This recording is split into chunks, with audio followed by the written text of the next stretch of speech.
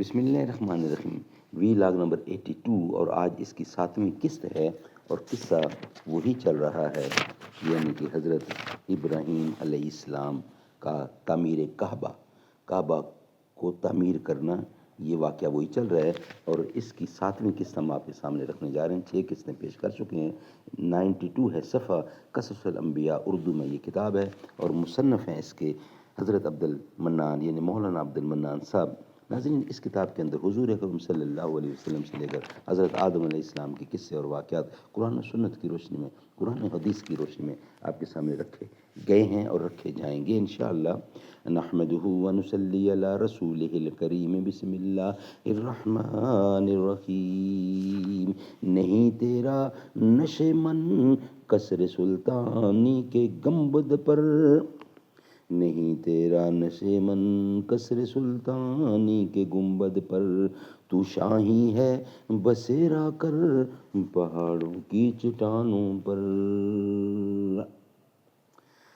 بطور روزے دار کے ہیں بطور روزے دار کے ہیں، اور ہم لوگ محض اسی مقصد کی وجہ سے بطور بصورت انسان بھیجے گئے کہ آپ مہمان نوازی کریں اور ہمارے ساتھ کھانا کھائیں گے، یہ فرشتے کہہ رہے ہیں، تو آپ کا روزہ کھل جائے گا، اور جو بوجہ بھوک اور فاقے کے سے اور بطور بھوک اور فاقے کرنے سے پریشانی لاحق ہوئی ہے، جاتی رہے گی۔ اس کے بعد رب العزت کا ہم کو حکم ہے کہ شہرستان میں حضرت لوط علیہ السلام کے یہاں جاویں، اور وہ بھی پیغمبر مرسل ہیں، ان کو وہاں کی بلا سے نجات دلاویں گے۔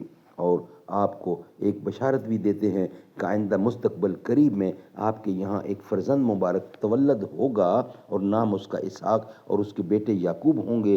اسی وقت حضرت سارہ خاتون کھڑی تھیں، اس بات کے سنتے ہی ہنس پڑی۔ قولہ تعالی وامرت قائمۃ فضحکت فبشرناها باسحاق ومن وراء اسحاق یعقوب۔ ترجمہ، اور ان کی عورت کھڑی تھیں اور یہ باتیں سن کر ہنس پڑیں، پھر ہم نے خوشخبری دی اس کو اسحاق کی اور اسحاق کے پیچھے یعقوب کی۔ تب حضرت سارہ بولیں، قولہ تعالی قالت یا ویلتی ادوا نا عجوزا وہذا بحلی شیخا ان ھذا شیء عجیب۔ قالوا اتحجبین من امر اللہ رحمت اللہ وبرکاتہ علیکم اہل بیت انہ حمید مجید۔ ترجمہ، بولی اے خرابی کیا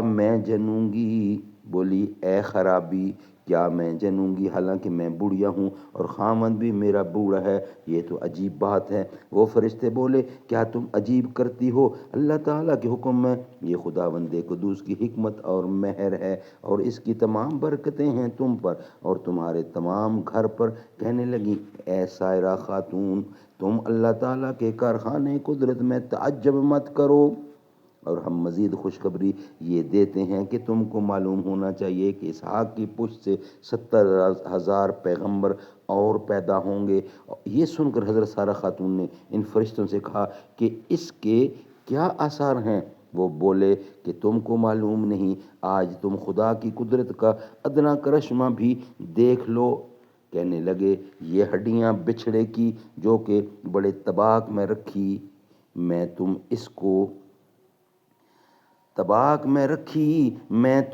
اس کی طرف منہ کر کے کہو کہ کم باذن اللہ۔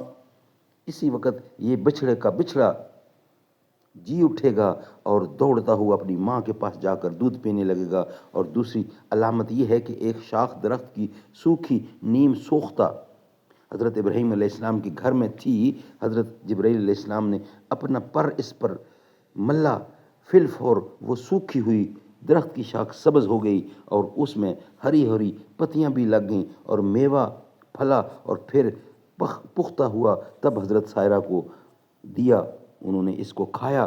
بعد ازاں حضرت سائرہ خاتون سے حضرت جبرائیل علیہ السلام کہنے لگے کہ تم نے خداوند قدوس کی قدرت کاملہ دیکھی کہ کتنے دن کی سوکھی ہوئی لکڑی سبز ہو گئیں اور اس کے میوے پھلے اور تم نے اس کو کھا بھی لیا، تو کیا یہ اللہ رب العزت کی قدرت سے بعید ہے کہ وہ تم کو ایسے وقت میں ایک نیک فرزند اور ارجمند نیک صالح اور پیغمبر عطا فرمائے گا جس کا نام اسحاق ہوگا، اور ان کے بیٹے حضرت یعقوب ہوں گے جن کی پشت سے ہزاروں انبیاء پیدا ہوں گے، اور رب العزت کی وحدانیت اور الوہیت کا چرچا ردانگ ردانگ عالم میں تسلیم کیا جائے گا، اور اس کا چرچا چار دانگ عالم میں تسلیم کیا جائے گا، تاکہ مخلوق خدا اپنے حقیقی محبود کو پہچان سکیں اور دنیا کے معبود ان باطل سے منہ موڑ لے، پس میں اسی پر اکتفا کرتا ہوں۔ سبحان اللہ، سبحان اللہ۔ ناظرین، 7 قسطیں ہم نے آپ کے سامنے پیش کی ہیں، اور واقعہ تھا حضرت ابراہیم علیہ السلام کہ کعبہ کو تعمیر کرنے کا یہ واقعہ مکمل ہوا۔ نیکسٹ ہمارا ہیڈنگ ہوگا انشاءاللہ بیان حضرت لوط علیہ السلام، یہ ہم آپ کے سامنے رکھیں گے اس کے بعد نیکسٹ ویلاگ کی صورت میں۔ سارے نبیوں کے عہدے بڑے ہیں لیکن آقا کا منصب جدا ہے، وہ امام صف انبیاء ہیں، ان کا رتبہ بڑوں سے بڑا ہے، کوئی لفظوں میں کیسے بتا دے، ان کے رتبے کی حد ہے تو کیا ہے، ہم نے اپنے بڑوں سے سنا ہے، صرف اللہ ہی ان سے بڑا ہے۔